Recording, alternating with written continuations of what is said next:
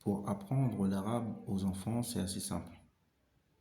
C'est peut-être même plus facile que des adultes car le travail est moins compliqué, dû aux faibles capacités des enfants.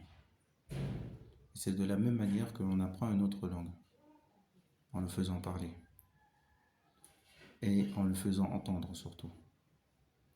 Donc, un enfant, lorsqu'il commence à grandir, ce sont seulement des petits mots qu'il comprend.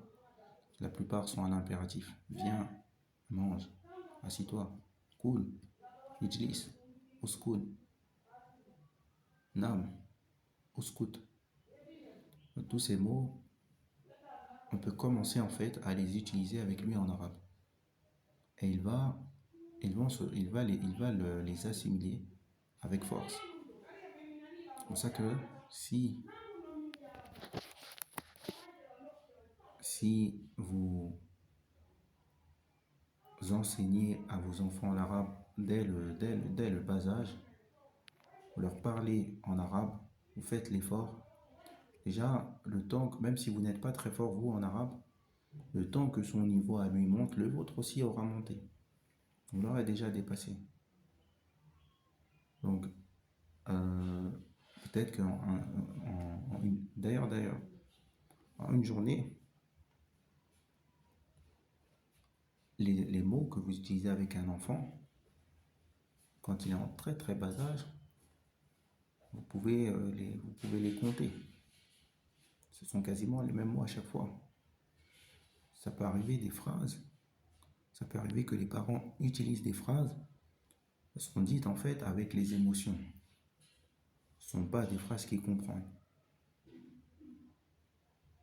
Donc, petit à petit, étant donné que ce sont les mêmes mots qui reviennent, que ce sont une petite quantité de mots également,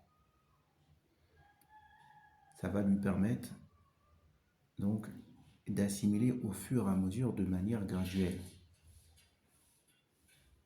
Et au fur et à mesure, vous allez lui rajouter, vous allez être en capacité de rajouter, et lui, il va comprendre. Et au fil des événements qu'il aura vécu. Donc là, il aura vécu en arabe. Il aura des bases solides. C'est une erreur d'attendre que l'enfant grandisse et que voilà, on va attendre et puis quand il sera grand, il apprendra. Et on ne sait pas de quoi demain sera fait. Les parents sont là pour l'assister aujourd'hui. Demain, ils ne sont plus là. Et puis là, il est tout seul, il n'est pas forcément motivé.